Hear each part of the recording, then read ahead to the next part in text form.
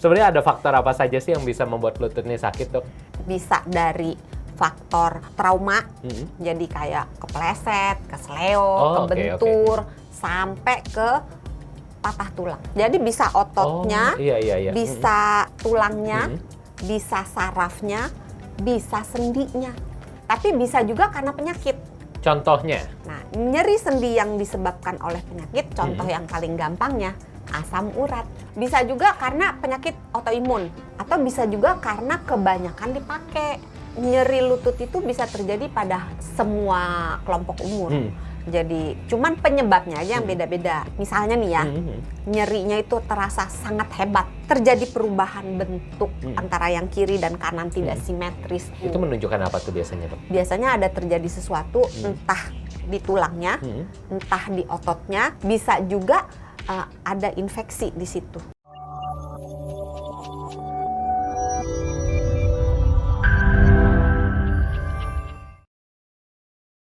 Hai sahabat Sonora, apa kabar? Kembali berjumpa bersama dengan saya Hans Christian tentunya di Kamu Sehat. Dan seperti biasa kita akan ngobrol seputar topik yang menarik bersama dengan Dr. Santi selaku Health Management Specialist Corporate HR Kompas Gramedia. Apa kabarnya Dr. Santi? Luar biasa. Luar biasa baik ya. Tapi dari tadi nih, dari sebelum syuting Dr. Santi udah megangin lutut aja ya. Lagi kenapa sih dok lututnya? Kemarin mau jajan, terus nggak lihat ada air. Terus kepleset? Iya begitulah kurang lebih gitu ya. Maklum ya faktor. Kenapa lagi sakit lutut dok? Nelly kan nenek lincah. Nenek lincah, kan masih muda, awet muda ya. Oh iya. Kita tebak-tebakan gitu. Berapa no? Umur Dr. Santi? Reli. Remaja lincah. Remaja lincah. Singkatan baru ya. Tapi ngomongin soal sakit lutut nih dok, mungkin juga banyak sahabat Sonora yang lututnya sakit, banyak olahraga, banyak jalan gitu ya. Sebenarnya ada faktor apa saja sih yang bisa membuat lutut ini sakit dok? Lutut sakit tuh penyebabnya macam-macam ya. Bisa dari faktor trauma, jadi kayak kepleset, kesleo, kebentur, sampai ke patah tulang. Jadi tempurungnya patah, atau bagian bawah otot pahanya patah, atau bagian atas tulang kering patah atau retak gitu. Jadi bisa ototnya, bisa tulangnya, bisa sarafnya, bisa sendinya. Dan itu kerasanya ke lutut-lutut juga ujung-ujungnya? Iya, itu kalau baru trauma ya. Baru trauma? Tapi bisa juga karena penyakit. Contohnya? Nah, nyeri sendi yang disebabkan oleh penyakit, contoh yang paling gampangnya, asam urat. Asam urat? Kayaknya kalau asam urat bukan cuma di lutut ya dok? Biasanya betis, kenceng kan ya? Sebetulnya kalau asam urat itu kebanyakan tempat favoritnya itu adalah di jempol kaki.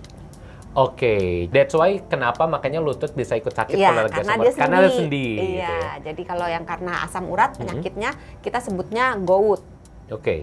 Bukan augut. Gout ya. Tapi sebenarnya siapa aja sih dok sebenarnya yang bisa ngalamin? Belum, masih ada lagi. Iya. Bisa juga karena penyakit autoimun. Rheumatoid arthritis. Atau bisa juga karena kebanyakan dipakai. Karena dipakai apa nih? Pakai jalan? Ya macam-macam, gitu ya? Dipakai berjalan, berdiri, jongkok gitu ya, atau lompat-lompat dalam jangka waktu yang lama. Itu penyebabnya kalau yang mekanis. Atau berat badannya besar, kalau orangnya obesitas, kegemukan, lutut itu termasuk sendi menopang badan topangannya kita. jadi berat gitu ya?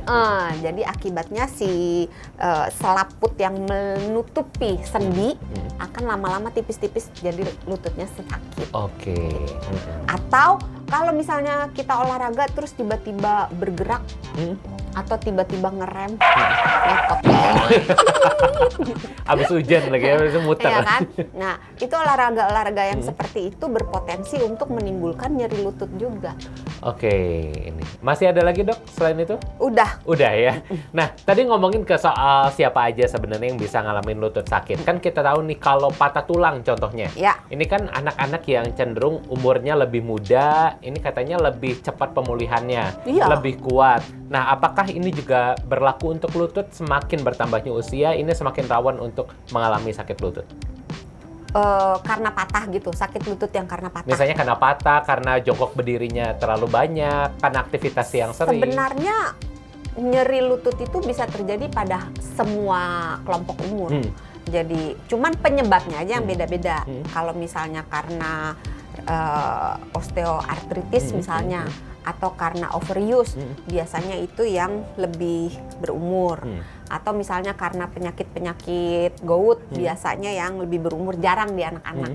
Tapi kalau misalnya karena benturan atau karena mungkin ototnya yang salah, kesleo atau memar gitu, itu anak-anak juga sering sih, karena anak-anak kan nggak bisa diam ya. Iya, betul. Sini, lompat sana, lompat sini gitu. Nah, bisa juga pada anak-anak. Atau mungkin misalnya pada olahragawan. Oh iya, betul, yang itu sering kan usia dipakai produktif ya. kan ya. Jadi pada olahragawan yang sendi-sendinya banyak dipakai, misalnya kalau dia sendi lutut maka lari, atau apalagi angkat beban gitu, atau mungkin pebasket, atau mungkin main volley gitu ya. Jadi yang banyak mengalami penggunaan berlebihan di sendi lutut itu bisa menyebabkan nyeri lutut. Terus bisa juga terjadi pada orang-orang yang karena mungkin hobinya atau pekerjaannya menuntut posisi tertentu dalam jangka waktu yang lama. Misalnya jongkok terus-menerus, atau berdiri terus-menerus, atau yang membuat kemungkinan terkena trauma besar. Jadi misalnya kejedut atau kepleset gitu, itu akan mengalami peningkatan resiko terkena nyeri lutut. Oke, ini Dokter Santi tadi kan sempat dibahas soal nyeri lutut ini bisa karena asam urat, misalnya gitu ya. Nah, apakah penyakit-penyakit lain juga bisa menyebabkan sakit lutut ini, Dok? Misalnya contoh ada luka atau ada masalah di bagian lain, tapi efeknya ke lutut. Oh, ada yang disebut dengan nyeri alih. Nyeri alih atau river pain. Jadi yang terganggu di sebelah mana, sakitnya di sebelah mana, gitu. Contoh, kalau ada saraf kejepit, ya, itu saraf kejepitnya di tulang belakang, tapi nyerinya itu bisa menjalar sampai ke paha, ke lutut, ke betis, sampai ke kaki, gitu. Tapi bisa juga, misalnya karena masalah di persendian, misalnya ada sesuatu di sendi panggulnya, maka akan terasa nyerinya sampai ke lutut. Padahal bukan lututnya yang bermasalah, tapi nyeri panggulnya. Gitu. Tapi efeknya ke lutut. Gitu ya. Atau misalnya nyeri otot, misalnya nyeri bokongnya, otot bokong yang terasa yang bermasalah gitu. Tapi nyerinya bisa terasa sampai ke lutut. Atau sebaliknya, dia masalahnya itu di sendi, di lutut, tapi bisa juga ada masalah di tempat lain. Contoh, yang tadi kan kita udah bilang tuh rheumatoid arthritis yang bisa menimbulkan nyeri pada sendi. Itu kan merupakan penyakit autoimun. Nah, dia bisa juga menyerang ke kulit. Jadi di kulit ada benjolan. Terus karena dia bisa menyebabkan inflamasi di pembuluh darah, maka pembuluh darahnya terganggu, aliran darahnya terganggu, bisa terjadi infeksi kulit. Jadi bisa terjadi benjolan, bisa terjadi infeksi kulit, bisa juga terjadi reaksi peradangan dimanapun basicnya ya, bisa di jantung, bisa di paru-paru, jadi nggak cuma di sendi. Termasuk peradangan sendi. Iya, dan tadi yang gout itu juga sebenarnya kan dia bisa kemana-mana gitu, walaupun ada sebagian yang kalau numpuknya di sendi, ya udah dia jadi nyeri sendi. Sendinya bisa sendi jempol, di jempol kaki, atau di lutut. Tapi kalau misalnya si asam uratnya ini berkumpulnya di ginjal, maka jadi batu ginjal. Agak serem ya, tiba-tiba jadi batu ginjal ya. Tapi ini banyak orang sebenarnya menyarankan, Dok, kalau misalnya lutut lagi sakit udah istirahat dulu, jangan olahraga, jangan banyak gerak sampai sakitnya hilang, baru boleh dipakai lagi, termasuk jongkok. Ini benar atau salah, Dok? Agak susah ya. Nah, kalau misalnya patah tulang, kan digips tuh. Oh iya bener, emang nggak bisa jongkok ya? Mau ngomong kan harus istirahat gitu. Kalau nyeri misalnya, kalau jongkok aja baru kerasa nyeri, ini bener nggak sih harus ditunggu sampai benar-benar Sebenarnya gini, kita harus bedakan dulu. Nyeri itu ada nyeri akut, ada nyeri kronis. Nah kalau misalnya nyeri akut, dilihat. Kalau misalnya nih ya, nyerinya itu terasa sangat hebat. Terus udah jelas nih, misalnya lututnya bergeser gitu, udah jelas nih bahaya nih, jangan-jangan tulangnya dislokasi, jadi tempurung lututnya berpindah, atau misalnya tiba-tiba nggak bisa digerakin gitu, jangan-jangan ada putus nih, entah putus ototnya, entah ada sesuatu yang parah.